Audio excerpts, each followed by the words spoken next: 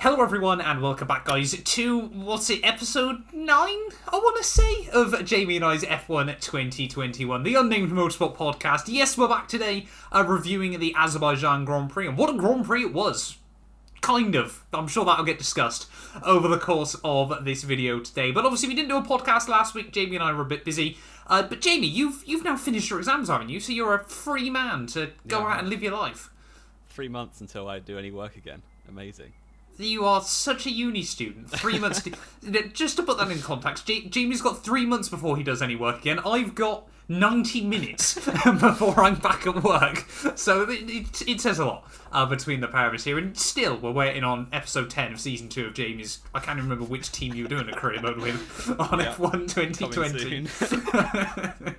But yeah, no, anything happened to you between last time we did a podcast and now?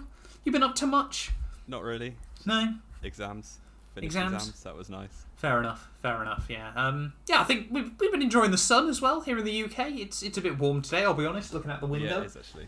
It's not been as bad as it has been recently, but it's still certainly muggy out there. So when Jamie and I is slowly just disintegrate into a pile of sweat over the course of this video, you guys will know why as well. But yeah, of course, having a look then back at the Azerbaijan Grand Prix. Obviously, Baku, a track that famously has delivered carnage, I think is probably the better way to describe it, rather than action.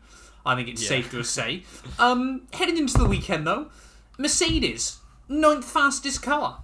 What can we say about that? Definitely. Look at the results. According to Twitter, 9th is a bit generous, I think. I think they were on par with Haas this weekend. And I mean, what was it, 13th and 16th at the end of the day? I think you could argue 9th best car. That's when true, it was said and done. The Haas's split the Mercedes. So exactly. Yeah. Goats. I don't know. They really seem to struggle in low-speed corners. Yeah, well, actually, it was weird because like they were sort of fine out of the everywhere. really. Yeah, but in the race even they were only really struggling through sector 2. It was very very weird. Mercedes seem to have become the new Ferrari this year, and Red Bull seem to have become the new Mercedes. It's really really strange. Yeah, it's like a weird I way. I like it though. It's interesting.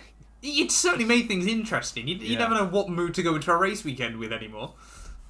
Yeah, so you saw Hamilton sort of pulled it out of the bag on Saturday in qualifying, to be fair. All through practice. Mercedes were really nowhere. Struggling. Yeah. And to be fair, some of that would have been sandbagging, obviously, but they were actually not that quick. No.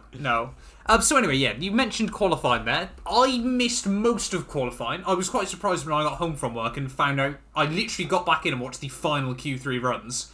I see the final Q3 runs. Like the attempted 45 minutes after it should have ended. Yeah, the attempted Q3 runs. What was it? 4 red flags over the course of the session. Yes. Yeah. So you want me to go through this? I would love you to go through this for me. So, even before any laps were set, Stroll put it in a wall at turn 15. Right. Wonderful. Up over a bump. Yep, I did see that on Twitter. Didn't bail out and then just went straight into a barrier. Yep. Then, red flag, obviously. They come out again, second runs in Q1. Before anyone sets a time again, Giovinazzi does exactly the same thing. Nice. So there were about 9 minutes left, I think, in Q1, and there were about 5 or 6 times had actually been set.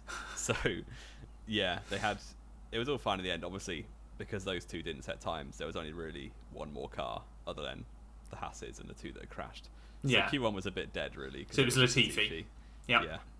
And then Q2, same again. It was it was only Ricciardo actually who crashed after he was doing quite well all through practice and Q1, and then gets to Q2 and he suddenly remembers that he's Daniel Ricciardo in 2021, so he's got a crash. Yeah, he's not in his Red Bull anymore. He's in his McLaren that you actually have to brake sensibly with.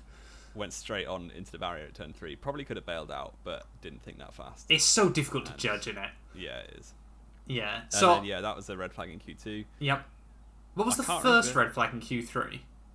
There was only one. It was at the same time. So it was Sonoda on the last run. I did see that. 50 metres late into turn 3. That was optimistic. I did see that one. I mean, Sonoda, bless him. We sort of saw all this hype pre-season for him. Bahrain, a lot of hype as well. Since then, he's basically been nowhere. But this weekend, in the race, he was actually quite good. He was, that's what I'm saying. This weekend, he sort of came back and he seemed a bit more focused, seemed a bit more regrouped. I mean, it was a very, very good track for AlphaTauri anyway. Yeah. The top end circuits definitely just are their hunting ground this year. So, I mean, we'll see, like, the likes of Spa and Monza, I would have thought we'll see them do quite well as well. Probably not, let's be fair. A boy can dream, though, I suppose. But yeah, so qualifying was typical Baku Carnage. It's a really strange track, isn't it? It is. Where it's high speed, but no room for error still, you've got to be absolutely on it, but in like a weirdly conservative way. It doesn't really make any sense, does it? Yeah, it's like you can't it's difficult to describe. You make the smallest mistake at some corners, like turn 8 or turn 15, even turn 3, and you're just in a barrier. There's no room for error at all. So I think after the session, in an interview, Alonso was saying, like, maybe you drive at 98% or 99%. Rather than just right on edge like at some other tracks. Yes. So we also, obviously, before we jump into the race, obviously had the, again, remodeled turn 8 for this year. Yep. Why? Mostly inside curb. Why do they keep changing it? I quite liked it this year. It felt a lot more like an actual corner rather than like a car park. The problem is, what I don't understand with turn 8 is it's designed to be a ridiculous challenge, isn't it? Yeah. It's not part of a racetrack, let's be fair. That shouldn't exist on a racetrack. So it sort of feels like they don't know anymore whether to make it a bit more racetracky or just make it difficult. And they're sort of just sat in this weird bit in the middle where, apart from Carlos Sainz almost in the race, no one really takes any risk there still. So it doesn't really make much difference. There's not much time to gain there, really. No, none at all. So conservative. Because you've got to get so slow in towards turn 10, I guess it counts as, that there's no point sending it in there. It's not like, say you come out of that corner and you've got the back straight, for example, that would make it interesting. Amazing. That would be fun. Get the exit of your life. Exactly, yeah. Exactly. Yeah, but I don't know. It reminds me a lot of the Singapore Sling back in the day with the triple apex corner. I always liked the Singapore Sling. Yeah, it was good in terms of it caused a lot of crashes, but it wasn't a real corner.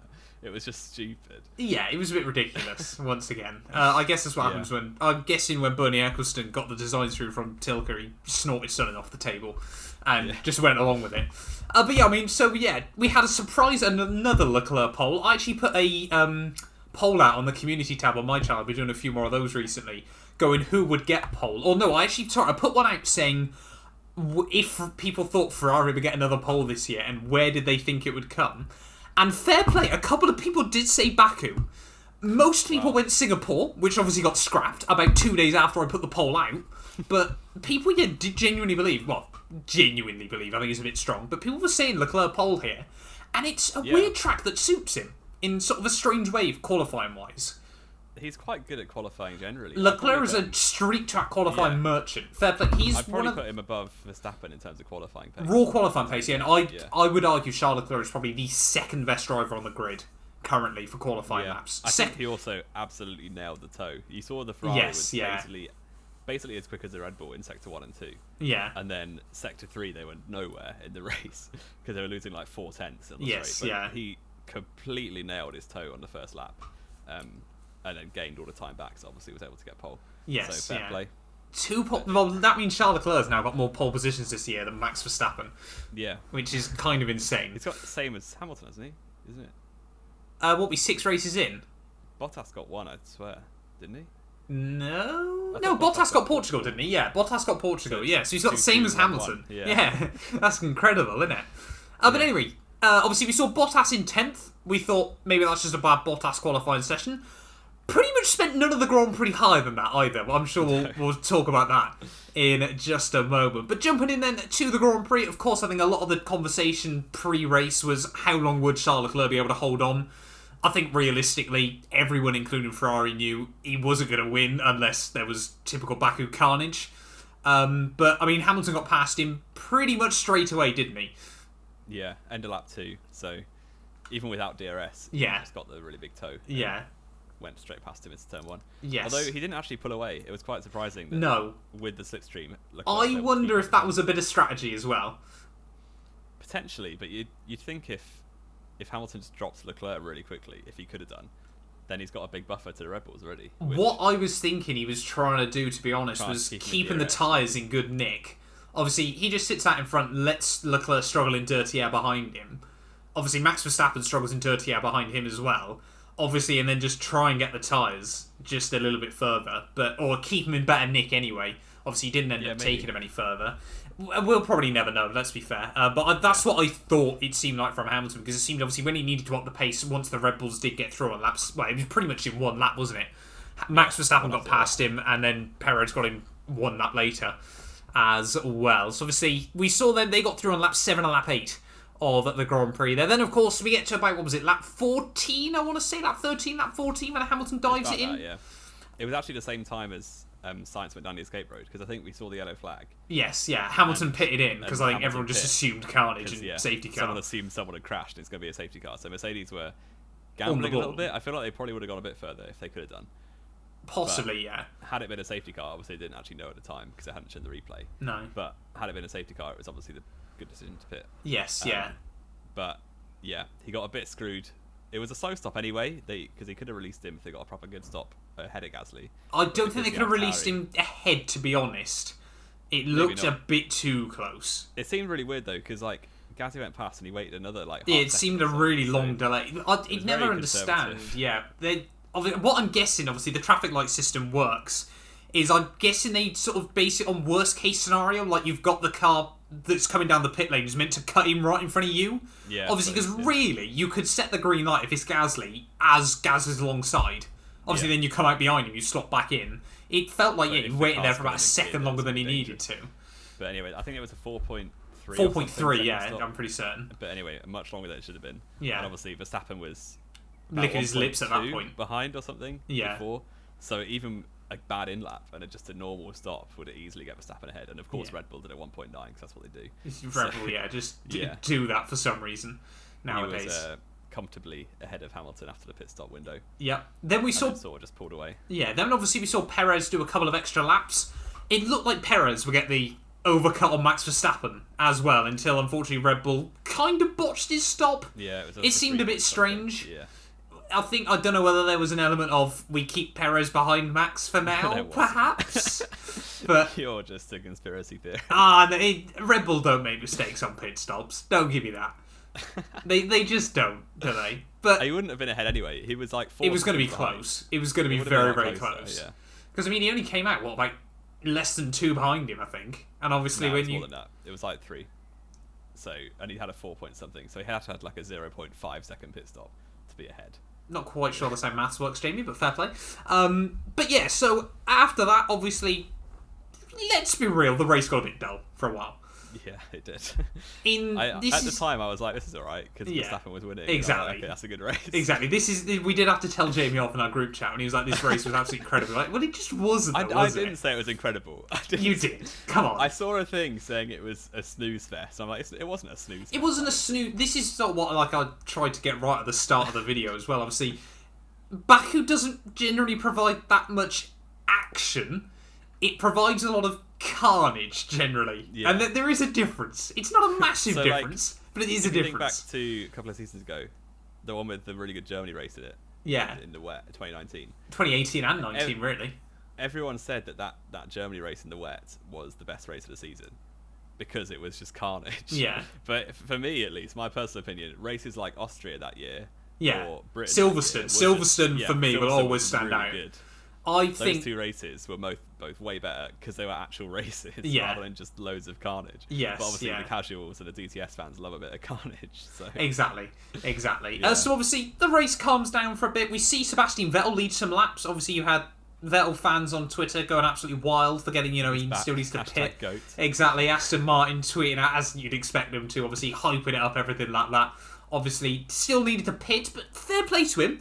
Staying out those extra laps did him good towards the end of the Grand Prix. We can all accept that. Vettel, it seems like we've given him some slander early on this year.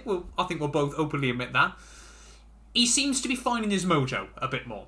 That is really good safe to say. The last couple of races, he's definitely been getting there, certainly. But obviously then we get to about lap 35.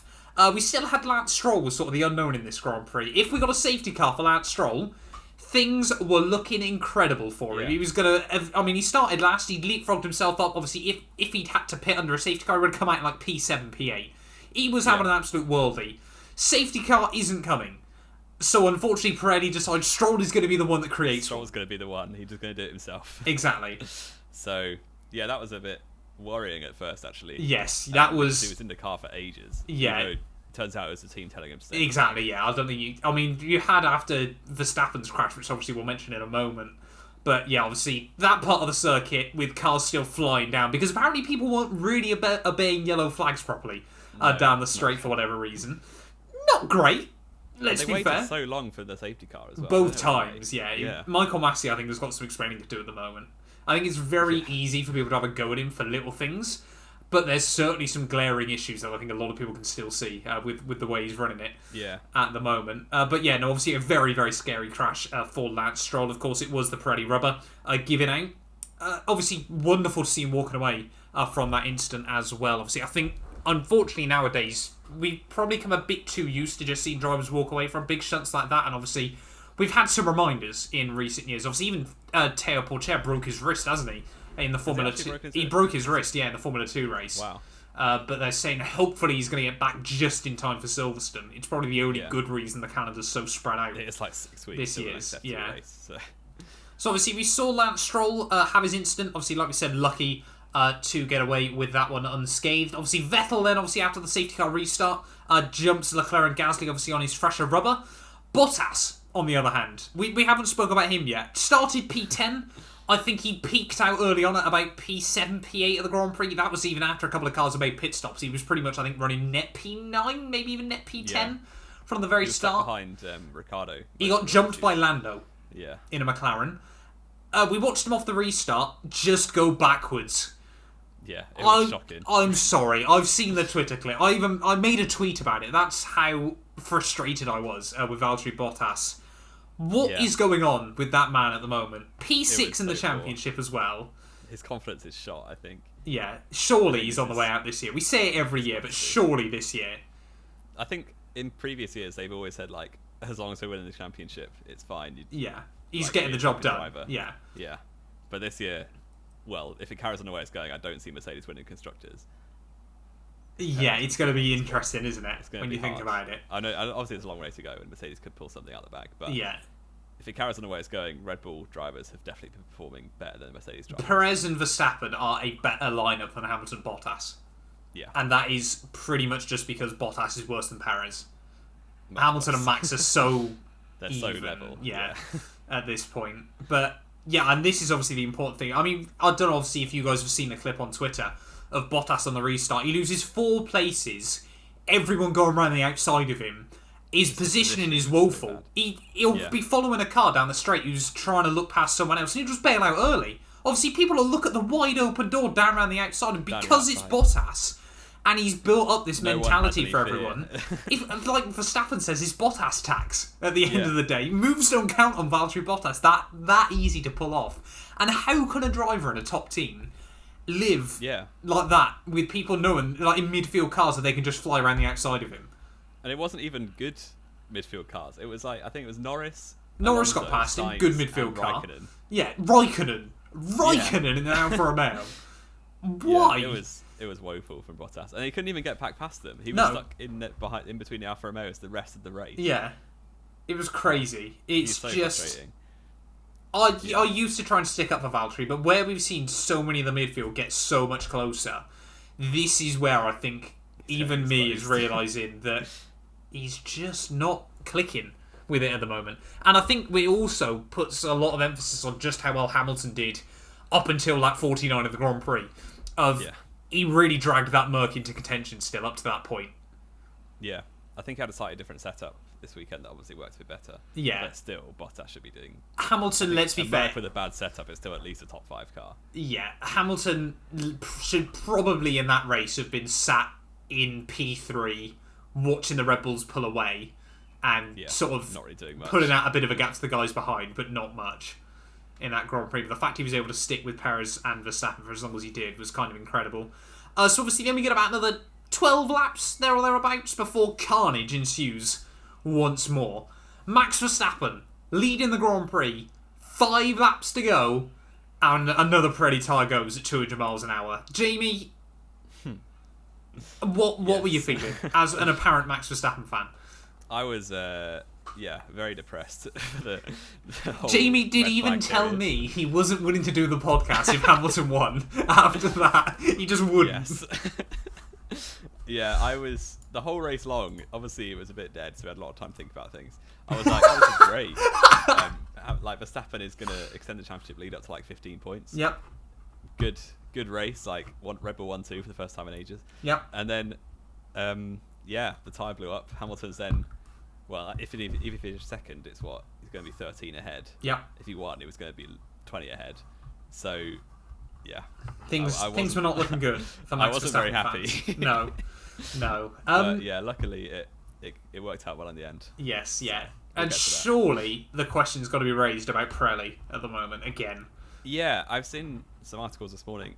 They're trying to say it's debris, and they found a cut on Hamilton's tyre as well after the race. Yeah. And it does make sense that it's debris. Obviously, you've got trees overhanging the track and stuff, and obviously F2 race and everything. I think Delay lost his front wing on a restart down that sort of area, so there might have been parts of that they potentially didn't find. I don't really know, but either you got to look at Pirelli or look at the marshalling, one or the other, because we've had this at Baku before with Bottas on the last lap, close to the end, getting a puncture at that sort of part of the track just by running over debris. That was clear cut debris though. Everyone could see that one. These seemed like you couldn't really sort of see anything.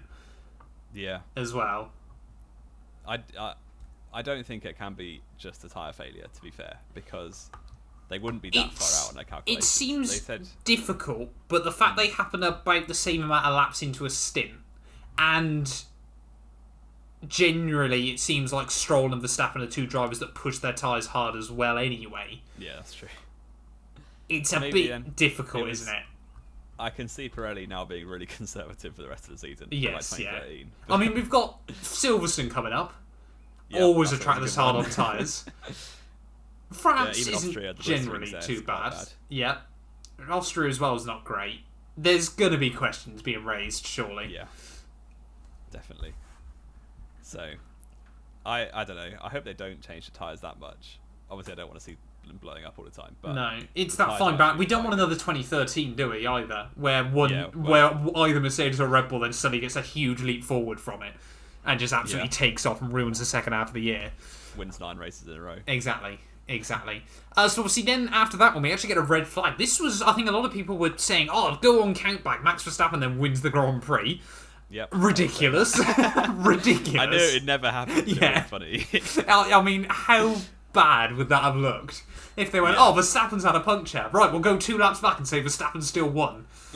Yeah, so obviously... To be fair, do you remember the race where Alonso was in hospital and still ended up on the podium? Oh, yes. Yeah, that was Brazil 2003? Brazil 03. Yeah, that was... Well, I mean, I don't remember it live. I don't remember it, but yeah, I remember watching it. Yes, so obviously... On a stretcher, also on the podium.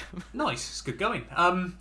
Obviously then, we actually get the radio call from Red Bull, don't we, to the FIA? And I think we're loving these communications to the FIA. It's a great touch.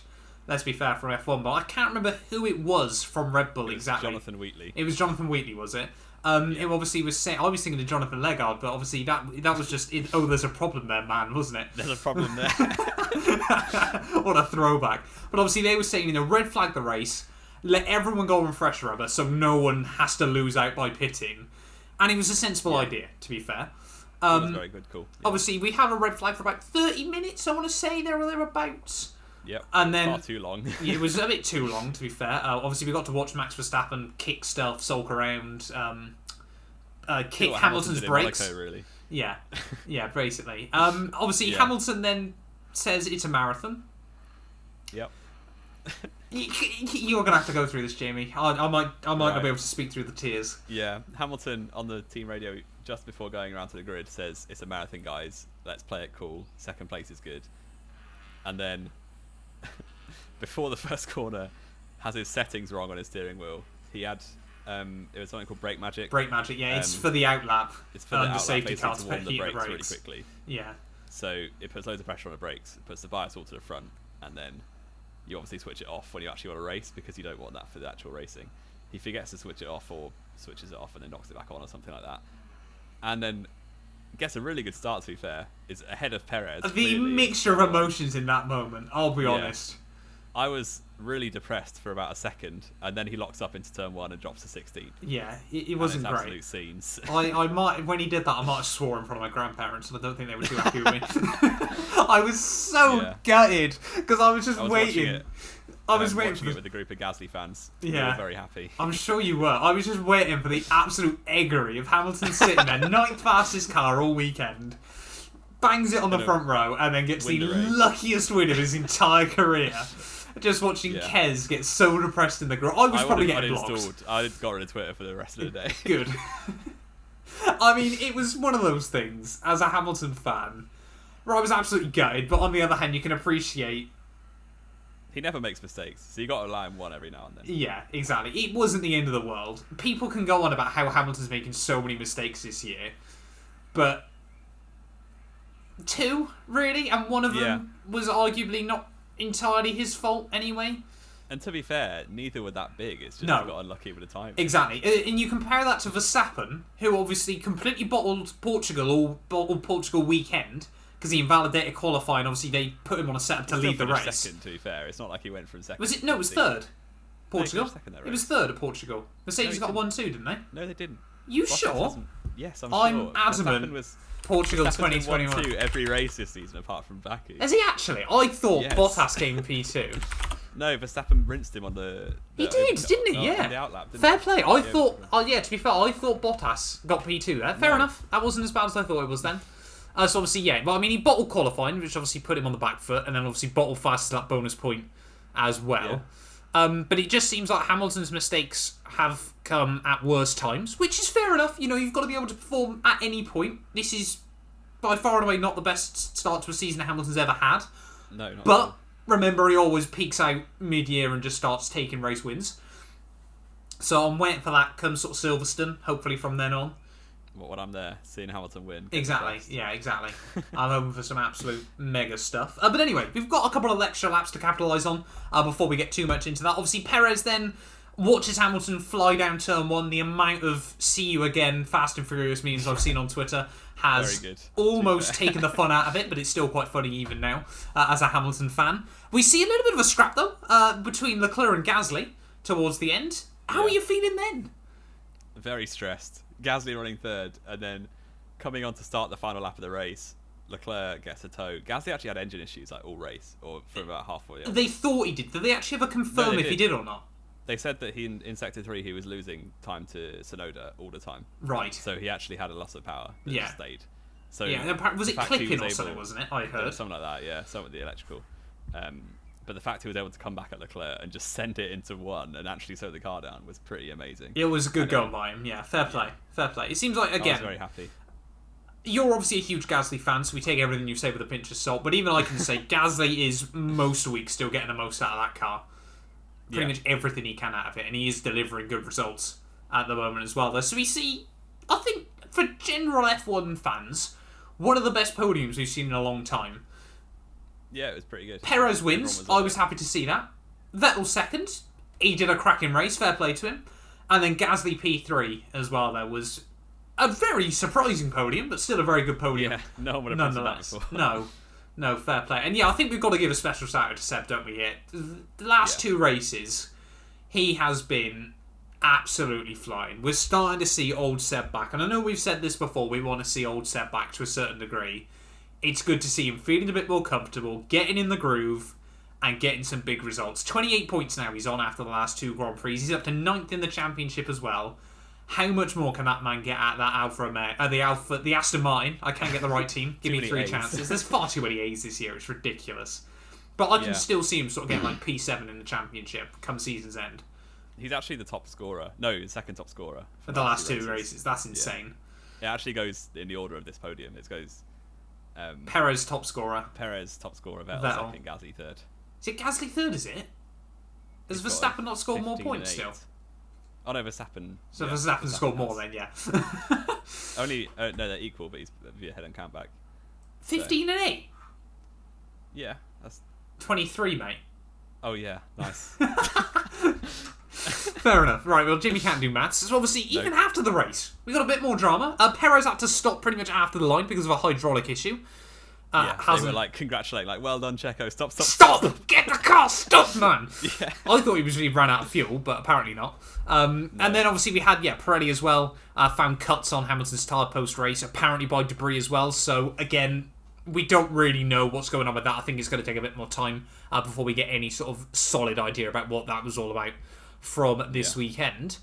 But looking forward then, Jamie, I just want to find out, is next Grand Prix this weekend or is it next weekend? No, it's 2 weeks off. 2 weeks off, is it? 1 week break, and then it's a triple header. We've got 3 in a row. Oh, yeah, because obviously Canada's been scrapped, hasn't it? And it was meant to be Turkey, but that's not happening. So it's France, and then 2 Austrias back. France, Austria, Silvo. Yeah. So, France next then. I still have never watched a French Grand Prix live. Are you going to? Probably. Unless something happens, and then I probably won't. We'll see what happens.